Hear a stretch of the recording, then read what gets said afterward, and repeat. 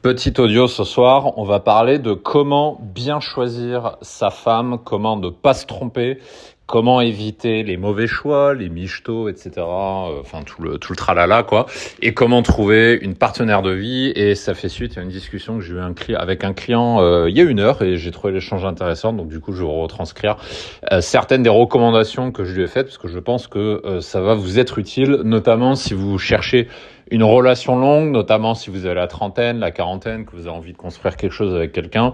Et à ce moment-là, et surtout si vous voulez des enfants, par exemple, là, vous avez bien compris que il faut bien choisir sa partenaire et que vous pouvez pas trop vous louper, parce que si vous vous loupez, si vous vous trompez de partenaire, ça peut vous coûter excessivement cher, pas seulement en charge mentale, etc. Ça peut aussi vous coûter cher sur d'autres plans. Je vais vous donner quelques exemples. Je vais commencer d'abord par l'astuce que j'ai donnée au client à qui j'en ai discuté il y a 1 heure, qui est sur le programme Abondance accessoirement sur DDP.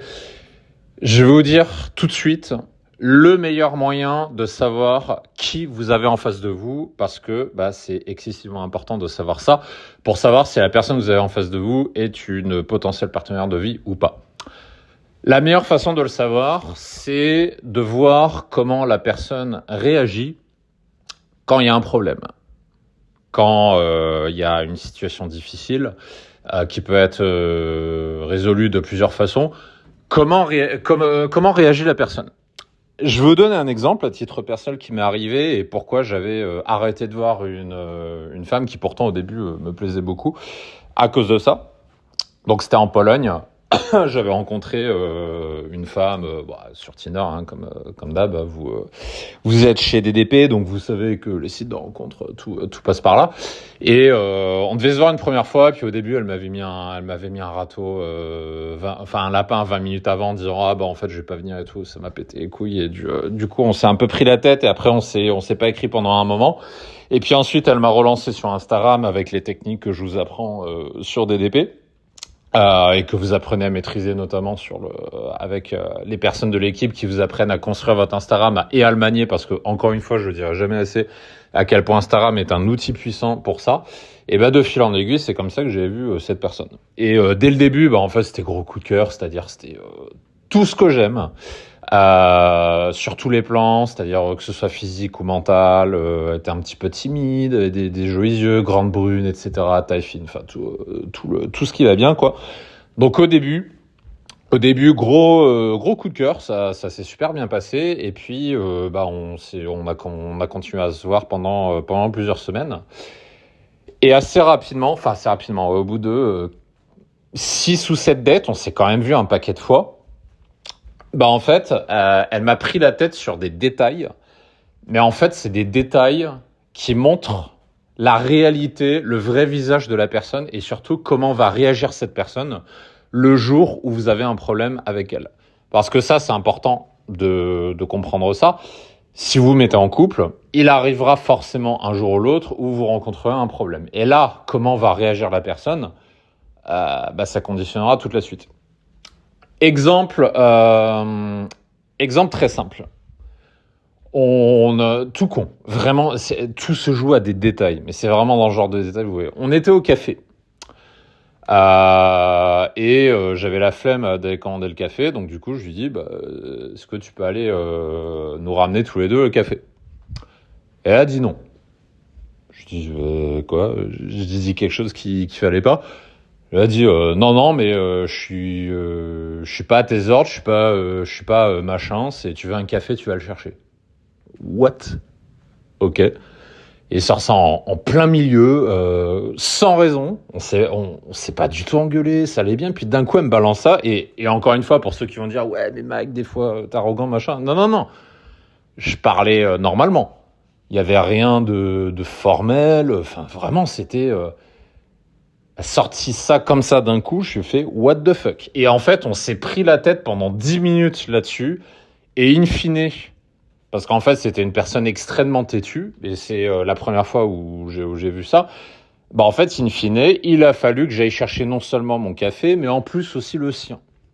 Et vraiment, c'était refus complet de changer d'avis. Elle a décrété que bah non, c'est à l'homme d'aller chercher le café et elle en démordait pas et c'était soit j'y allais ou soit on buvait pas de café, quoi. Grosso modo, c'était ça.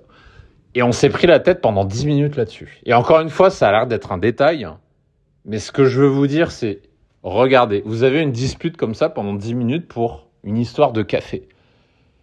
Imaginez ce qui va se passer le jour où vous allez habiter ensemble, où vous allez avoir des enfants, où vous allez avoir un contentieux, ou des désaccords sur des plans divers et variés. Imaginez comment va être la personne. Donc évidemment, c'est pas juste sur cette anecdote qu'on a arrêté de se voir, mais ça m'a mis la puce à l'oreille. Ensuite, plus tard, elle m'a avoué que oui, elle est têtue, c'est-à-dire quand elle décide un truc, elle change pas d'avis. Donc la messe est dite, au refus de remise en question. Et ça, elle l'a admis elle-même. Et après, il y a d'autres scènes qui sont arrivées comme ça après. Et après, il y avait notamment un truc. Et là, je me suis dit, ok, d'accord, on va arrêter de se voir parce que là, je la sens pas. À un moment, on se voyait et elle m'avait rejoint en pleine journée. Donc, j'étais en train de bosser dans un coworking. Elle m'avait rejoint en plein milieu de la journée. Et je lui ai demandé, alors, je lui posais pas trop de questions à ce moment-là sur sa vie professionnelle. Elle m'avait dit ce qu'elle faisait, mais j'ai pas plus creusé que ça. Et là, du coup, elle me rejoignait en pleine journée. Donc, je lui ai dit, ok, tu travailles pas, t'es en vacances, machin. Et là, elle me dit, ah non, je me suis mise en arrêt maladie. Je fais, mais pourquoi? T'as un problème de dos et tout. Et en fait, ce qu'elle m'a expliqué, c'est que effectivement, elle avait commencé à avoir un problème de dos, mais en fait, au bout de quelques jours, c'était passé. Mais en fait, ce qu'elle m'a expliqué, et accrochez-vous, c'est marrant ce qu'elle m'a dit. Elle m'a expliqué qu'en fait, elle aimait pas sa chef, qu'elle lui cassait les couilles, quoi, grosso modo. Et que, en gros, pour faire chier la société, elle est allée voir son médecin. Elle lui a demandé un arrêt maladie d'1 mois et elle s'est mise en arrêt comme ça pendant 1 mois. Et toute contente, elle me regarde dans les yeux en disant, voilà, en gros, je suis payé pendant 1 mois à rien foutre. Et elle est très fière de me balancer ça. C'est-à-dire vraiment, quand elle me balance ça, il y a des étoiles dans ses yeux. Imaginez comment j'ai regardé.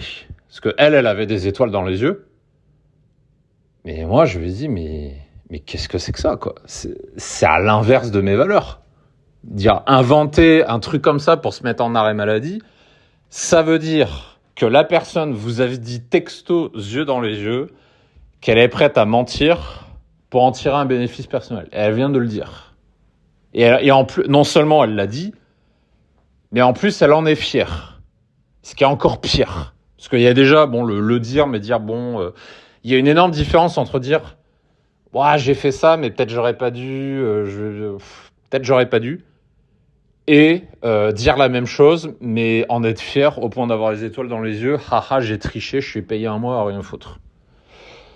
Je peux vous dire que quand elle m'a balancé ça a été la goutte d'eau qui a fait déborder le vase par rapport à toutes les autres petits conflits à la con qui ont l'air d'être des détails mais qui en fait sont significatifs de la personne et qui à la fin m'ont fait dire en fait c'est une très mauvaise idée de continuer avec cette personne parce que imagine ce qui va se passer au bout de 6 mois, 1 an, quand on vit ensemble ou quand il y a ou même des enfants par exemple ou ce genre de choses. Ça, c'est un exemple dont je parlais avec le client. Et ceci pour illustrer le bon moyen de savoir qui vous avez en face de vous si vous cherchez une relation longue, c'est de voir comment la personne réagit en cas de problème, en cas de conflit, etc. Est-ce que la personne est capable de prendre du recul et de s'excuser ou de dire « Ah oui, en fait, machin » ou est-ce que la personne reste campée sur ses positions et n'en démord pas? Est-ce que la personne est honnête et fait preuve d'honnêteté, y compris dans sa vie professionnelle? Ou est-ce que la personne utilise tous les leviers à sa disposition pour tricher, pour en tirer un bénéfice personnel? Est-ce que la personne est prête à faire des choses pour vous, comme par exemple à aller vous chercher un espresso ou cuisiner quelque chose ou machin? Ou est-ce que la personne va camper sur ses positions en disant non, t'es l'homme, c'est à toi d'aller chercher le café et de rester le cul assis et d'être totalement fermé à toute remise en question ou tout changement d'avis ou quoi que ce soit à ce sujet. Et ben en fait, ce sont ces petites anecdotes-là qui vont vous permettre d'avoir la réponse. Et du coup, c'est la recommandation que j'ai fait aux clients et que je vous transmets. Quand vous voyez une ou plusieurs femmes, faites le test. Encore une fois, et je dis notamment ça pour ceux qui sont un petit peu fleurs bleues et qui écoutent cet audio, parce que je sais qu'il y en a, et même sur le programme Abondance de DDP, on en a. C'est pour ça que je vous dis, ne vous mettez pas en couple avant plusieurs semaines, voire plusieurs mois. Avant ça, vous ne savez pas qui vous avez en face de vous. Et vraiment, je vous le dis, pour avoir eu moi-même de très nombreuses surprises. Et c'est pour ça, d'ailleurs, une préconisation que je fais souvent. J'en parle dans la formation La Paire, notamment, que vous pouvez retrouver sur le catalogue DDP. Je déconseille de vous mettre officiellement en couple avant au moins 3 mois. Pourquoi 3 mois ? Parce que 3 mois, c'est ce qui va vous permettre de cerner qui vous avez en face de vous, qui vous avez réellement en face de vous. Et croyez-moi que vous aurez souvent des surprises. Ça arrive bien souvent que une personne fasse une très bonne impression au début, et puis en fait, au bout de 1 mois, vous vous rendez compte que ça le fait pas, ou que la personne s'est montrée d'une certaine façon, mais qu'en fait, derrière, c'est pas du tout ça, et qu'en fait, la personne joue un rôle, ou montrait seulement une facette, et vous voyez l'autre facette, ça vous plaît pas. Et c'est pour ces raisons-là qu'il faut du temps pour connaître la personne. C'est pour ça que je recommande la durée de 3 mois. Une autre recommandation également que j'ai dit à la personne sur Abondance et que je vous donne ici, le test des vacances. Ça, c'est un truc qui est très efficace. Si vous hésitez, à titre personnel, moi, c'est ce que j'avais fait la dernière fois que, je suis toujours en couple aujourd'hui, mais au moment où je me suis mis en couple, je fréquentais plusieurs femmes en même temps. Elles étaient au courant. Je veux dire, quand on est célibataire, on a le droit. Hein. Je veux dire, il y a aucun mal à ça. Et une façon que j'avais fait pour m'apercevoir qui était la bonne personne pour moi, c'est le test des vacances, ou plutôt, où on peut aussi appeler le test du week-end. Le test du week-end, c'est vous partez quelque part avec madame pendant 3 jours, quelque part ailleurs. Et l'idée, c'est que pendant 3 jours, vous allez être ensemble. Et là, vous allez voir très vite comment ça se passe. Vous allez voir très vite si l'énergie passe entre vous ou pas. Vous allez voir très vite si cette personne fait de vous un meilleur homme ou pas, si la personne vous fatigue ou vous monte en énergie, etc., etc. Et je vous donne un autre exemple. Et encore une fois, des fois, c'est des petits détails, mais c'est avec ce test du week-end que vous pouvez le savoir. Par exemple, parmi ces personnes que je fréquentais, il y en a une qui me plaisait beaucoup. C'était quand on s'était rencontrés. Enfin, c'était ouf. C'était tension sexuelle de ouf. Elle avait une voix, mais juste quand elle commençait à parler, j'étais excité comme pas possible. Enfin, c'est le truc est indescriptible. Vraiment, ça passait sur plein de trucs. Elle était un peu piquante et du coup, c'est cool parce que ça faisait monter la tension, etc. Mais en fait, c'est précisément ça qui a posé problème. C'est-à-dire que, on se voyait pendant 3 mois, je crois. Oui, on s'est vu pendant 3 mois. Donc du coup, ça s'est arrêté au bout de 3 mois. Et on a fait le test du week-end. Et bon, le week-end s'est bien passé. Il n'y a pas eu de clash. Il n'y a pas eu de clash. Mais en fait, il y a 2 choses qui posaient problème et qui faisaient que je me projetais pas pour aller plus loin. Et non pas que c'était des choses négatives vis-à-vis de la personne, mais simplement que en termes de personnalité, c'est pas quelque chose qui me correspondait. Il y avait 2 choses dont je disais qui se posaient problème. Le premier, c'est que c'était une femme qui était hyper active. C'est-à-dire que fallait pas se lever trop tard le matin, genre 7h30, 8h tous les jours, même le week-end on est debout. Il faut absolument qu'elle fasse du sport tous les jours, parce qu'elle était très sportive. Il faut absolument qu'on aille dehors, qu'on fasse des trucs, qu'on bouge à droite à gauche, etc. Et elle avait en fait ce côté hyperactif qui, moi, ne me plaisait pas du tout parce que j'ai besoin de calme quand je suis avec une femme. J'ai besoin de me sentir apaisé, j'ai besoin d'être bien et j'ai surtout pas besoin d'avoir quelqu'un qui en permanence toujours et il faut aller là et puis il faut faire ça et puis il faut faire ça, etc. Et je le lui ai dit. Je lui ai dit voilà, j'ai besoin de calme, machin, et elle l'a compris, mais en fait, ça va pas avec sa personnalité, parce que même quand, par exemple, on se posait, on voulait juste regarder un film, en fait, même en regardant le film, je voyais que ça la démangeait et que elle avait besoin de bouger,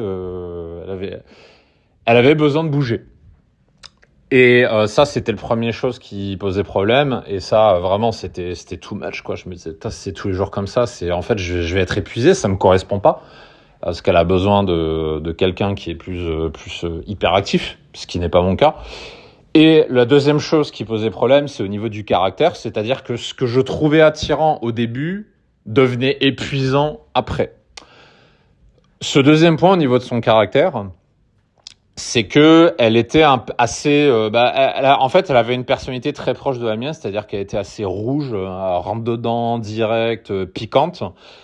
Et au début, ça me plaisait beaucoup. Je trouvais ça extrêmement excitant. C'était un petit peu une provocatrice. Mais en fait, ça me plaisait. Je trouvais ça vraiment excitant. Et ça me plaisait au début, mais ensuite, ça ne me plaisait plus. Et pourquoi ça me plaisait plus ? Parce que c'était épuisant.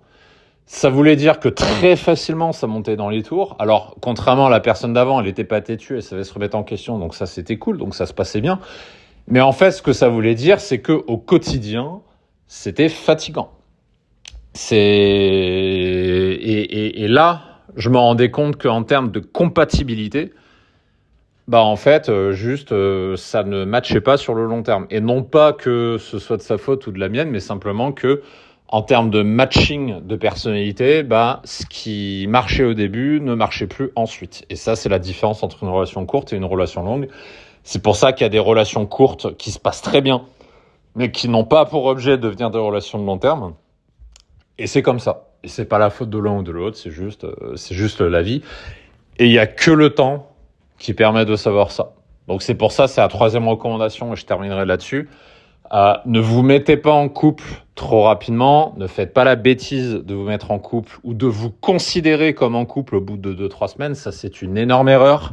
Et si vous le faites quand même, ce sera tant pis pour vous. Vous pourrez pas dire que vous savez pas, parce que maintenant vous avez entendu cet audio, donc vous savez. Ça prend du temps.